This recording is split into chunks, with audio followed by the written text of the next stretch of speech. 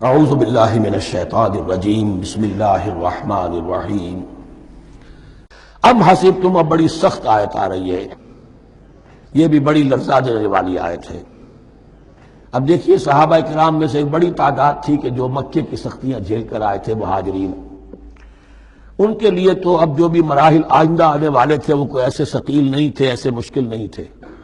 وہ سختیاں تو وہاں نہیں انہوں نے جھیلنی تھی کہ جو کہ مکے میں مہاجرین نے جھیلی تھی، تو اب ان سے ہے خاص طور پر روئے سخن۔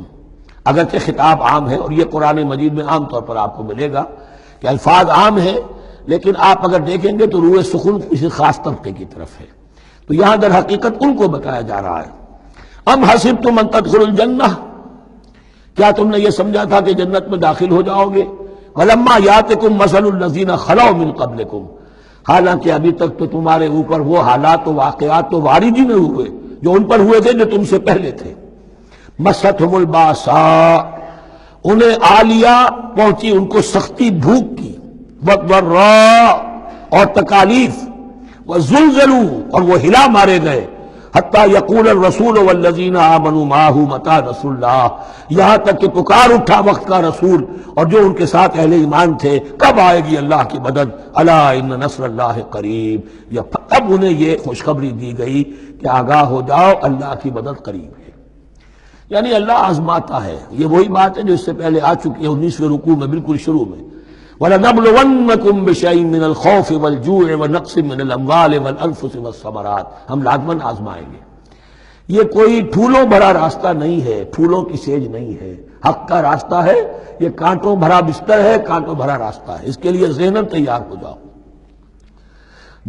در رہے منزل لیلا کہ خطر ہاست بسے، شرط اول قدمی نفس کے مجنو باشی، دیکھ سمجھ کر آؤ۔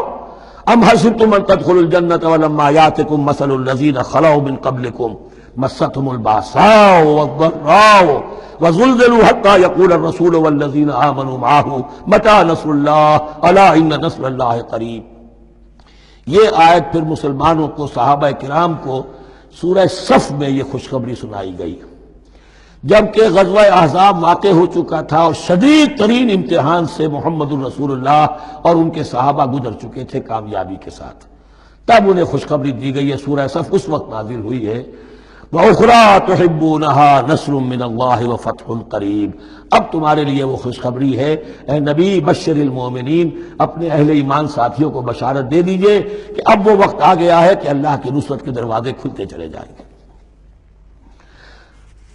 یسألونک ماذا ینفقون، یہ آپ سے پوچھ رہے ہیں کہ وہ کیا خرچ کریں، جو انفاق کے لیے کہا جا رہا ہے کیا خرچ کریں۔ تو انسان جو بھی بھلائی کے لیے خرچ نکالے، اس میں سب سے پہلا حق ان کا ہے۔ قل ما انفقتم من خیر، کہہ دیجئے جو بھی تم خرچ کرو خیر میں سے، دولت میں سے، مال اسباب میں سے، فللوالدین، سب سے پہلا جو حق ہے وہ والدین کا ہے، والاقربین، اور رشتہ داروں کا ہے، والیتامى، اور یتیموں کا ہے، والمساکین، اور محتاجوں کا ہے، وابن السبیل، اور مسافر کا ہے۔ وما تفعلوا من خیر فإن اللہ بہ علیم، اور جو بھی خیر تم کماؤ گے، جو کام بھی اچھا کرو گے، جان لو وہ اللہ کے علم میں ہے۔ یہ ضرورت نہیں ہے کہ دنیا واقف ہو اس سے، تمہیں اگر اجر اللہ سے لینا ہے تو اللہ تو رات کے اندھیرے میں بھی دیکھ رہا ہے، اور تمہارے داہنے ہاتھ نے جو کچھ دیا ہے بائیں کو پتہ نہیں چلا تو اللہ کو تو پھر بھی پتہ چل گیا۔ صدق اللہ العظیم۔